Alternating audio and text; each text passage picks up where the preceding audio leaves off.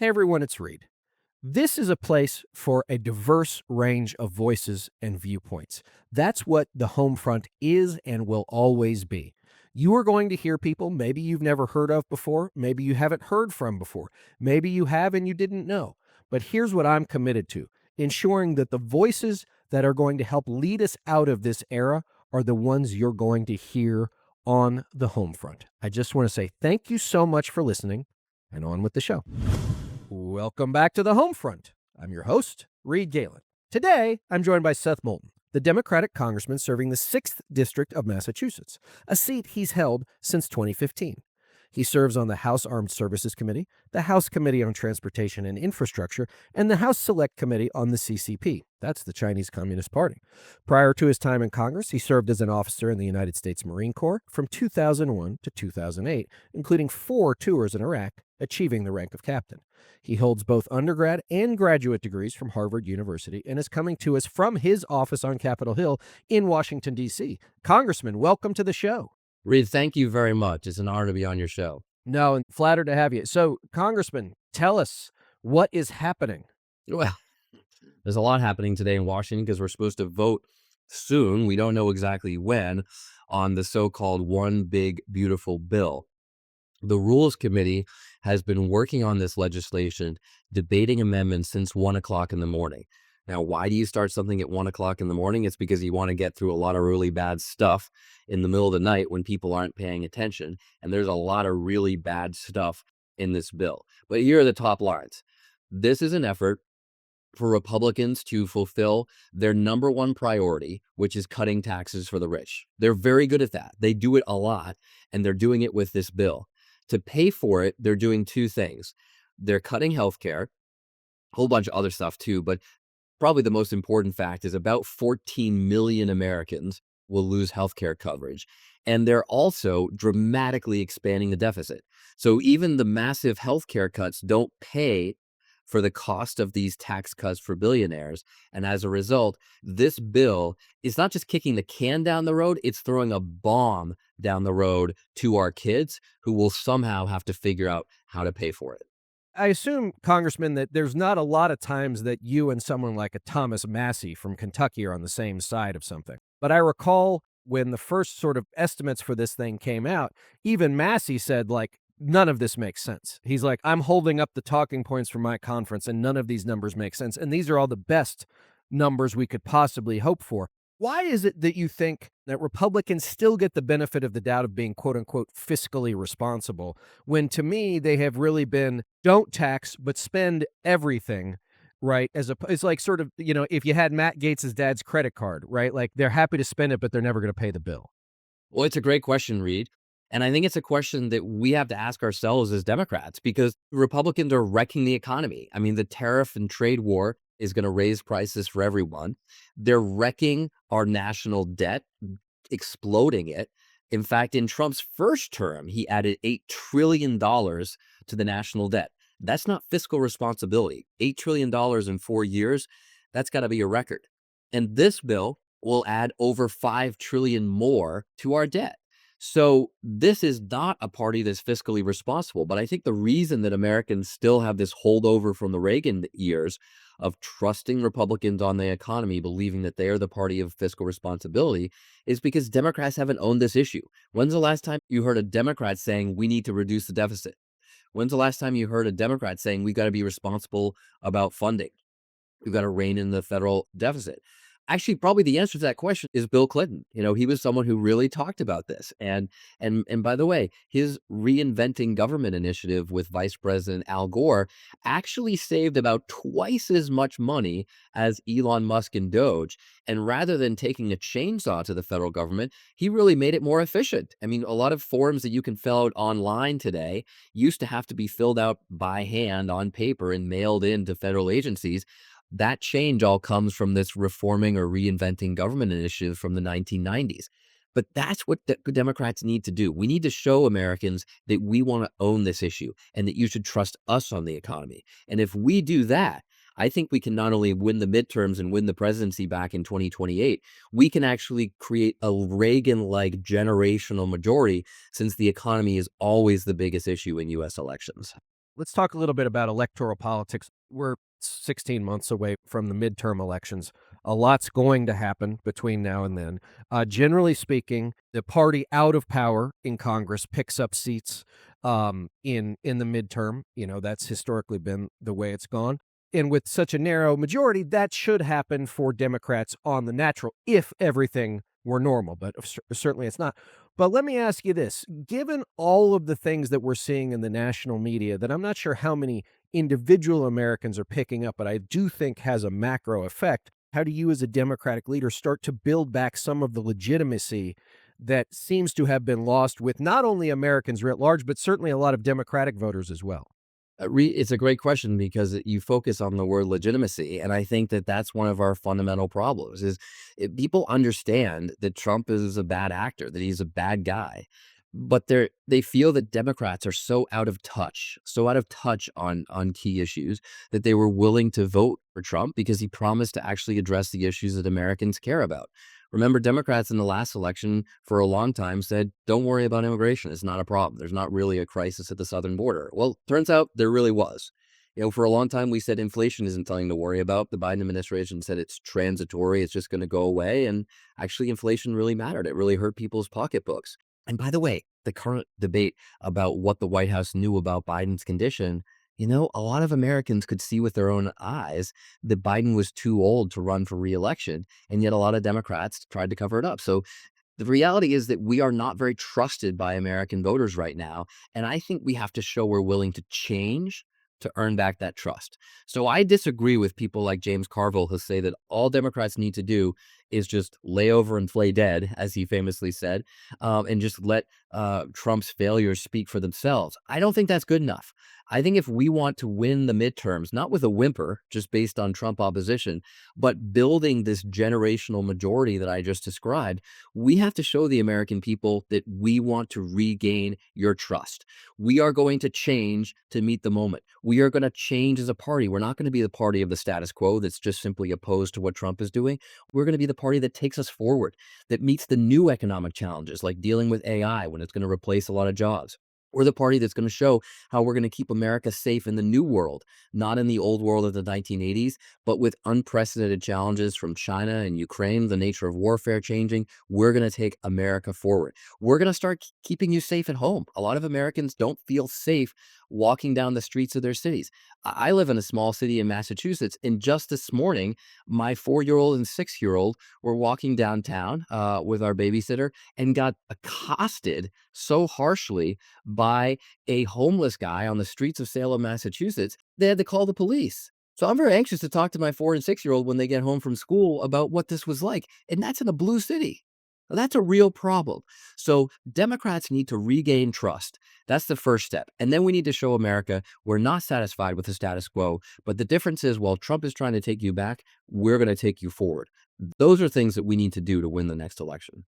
In regards to President Biden, and as I understand it, you were with him last year. You sort of saw some of this stuff up close and personal. But for me, what I seem to be seeing a lot of, yes, okay, President Biden, I think we can argue probably should have stepped aside. Okay. But now there seems to be this, but he was the sole and total result of why we lost last year. And it seems to me to be very candid, a big CYA on a lot of people who are entrenched or in the consultant class who are just looking for someone to blame without actually having to learn any lessons. Reed, I totally agree with you. No, you're absolutely right. I mean, every time someone says, hey, we didn't really lose by that much, it really wasn't that bad, the popular vote was pretty close. These are all just excuses for not changing anything. And I think you're right that probably just blaming it all on Biden is an excuse for not changing anything as well. There are a lot of people invested in the Democratic Party in the status quo. It's what got people like Chuck Schumer to power, right? So the establishment is very invested in the status quo and just saying all we need to do is oppose Trump, what he's doing is bad, and not actually talk about how we change our party to take us forward. So look, I'm totally on board with that. I agree with you. Back to the Carville point, I saw what he wrote. I think it was in the Times back in February, basically play possum. But the more I've thought about it over the last 90 days or so, Congressman, the thing that really upsets me most about it is not only A, do I think it's a bad political strategy, but B, I think there's a real inherent amorality to it, which basically says the house is on fire, let it burn. Right? It's a George Clinton song, right? We don't need no water, let the you know what burn. That's not a good place to be from.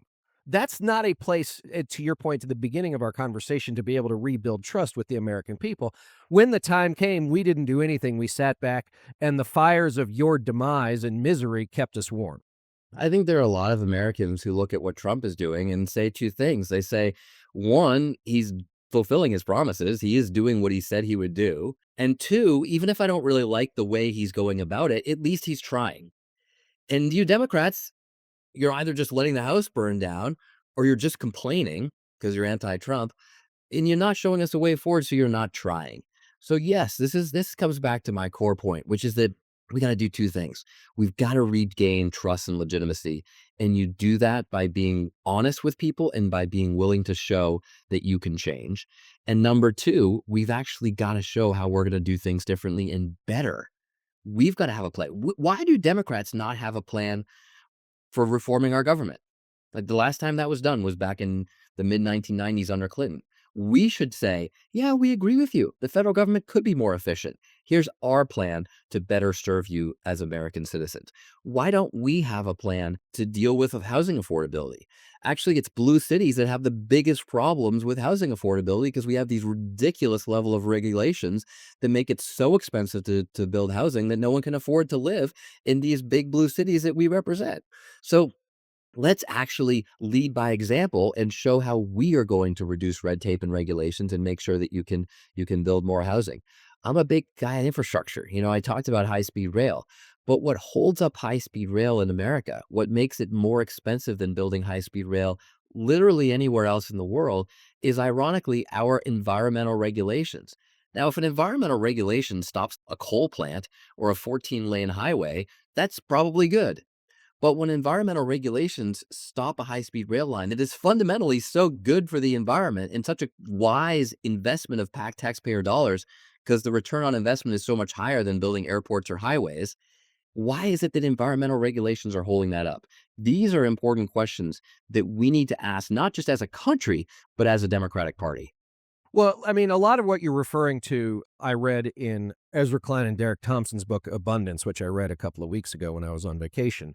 But the one thing that I think the reason why I wanted to ask you this question is because you seem to be uniquely suited to it is why is it, as someone who has frankly suffered slings and arrows, is it so hard to have even minor heterodox conversations? Why is it so hard to bring something even slightly different to the conversation without the status quo or the powers that be, jumping all over you, canceling you, doing all that stuff? Because until and unless those voices, your voice, whoever it might be, is willing to have a place at the table, then people are going to look at it and say they're not going to change. Reed, as you know, I'm always willing to have these tough conversations to take on these tough topics. And the good news is I'm not canceled. Here I am in my office on Capitol Hill. So it's okay. We can do this as a party. But the reason why it's hard is because we are so controlled by the far left. We are controlled by the most narrow interest groups. As a Russian immigrant that I represent said to me, you Democrats are so concerned about tolerance that you've become intolerant. Because if you don't check every box, meet every litmus test on these social issues, then we just want to expunge you from the party. Well, that's no way to build a majority. That's no way to change people's minds either. You want to educate people on transgender rights. You don't immediately cancel them when they disagree with you. You bring them into the fold. You have a discussion. You have a back and forth. You show that you're willing to change your mind as well. And that's something that we need to be able to do much better as a Democratic Party. And I just don't think we can build a majority if we don't. Now, by the way, when I say that we're too controlled by the far left, that doesn't mean that I don't want the far left in our party. I mean, I think Bernie and AOC are incredibly talented. Look at what they're doing to attract these crowds across the country. I'm proud to be in a party with them. I'm proud to be the party that consistently supports the rights of the marginalized and minorities in America. I don't want to be a hateful party, but we need to expand the tent, not narrow it. So don't cut out anybody on the left, but just say we're not going to be defined by that. We're a broader, more diverse party than people think when they look at us today. Well, I would venture to say too that one of the things that the Democratic Party has extolled for many, many years is its diversity along ethnographic lines, right? Along demographic lines, but not necessarily, to your point, along ideological lines. And that's one thing, Congressman, that I observed being out on the road and talking to many activists on the Democratic side of the aisle, the left side of the aisle, that I didn't think I'd ever really have good relationships with or any relationship with, is a lot of your party is frankly a lot more culturally conservative than I think a lot of folks in Washington and New York and LA and San Francisco either A, understand, or B, want to believe. That doesn't mean they're socially conservative. That's a different thing to me, right? But they do care about family and hard work and education and that the country is a good place, right? I talked to a young Latina woman a few years back in East Las Vegas. You know, her family came here from Central America because if they had stayed where they were, they would have died.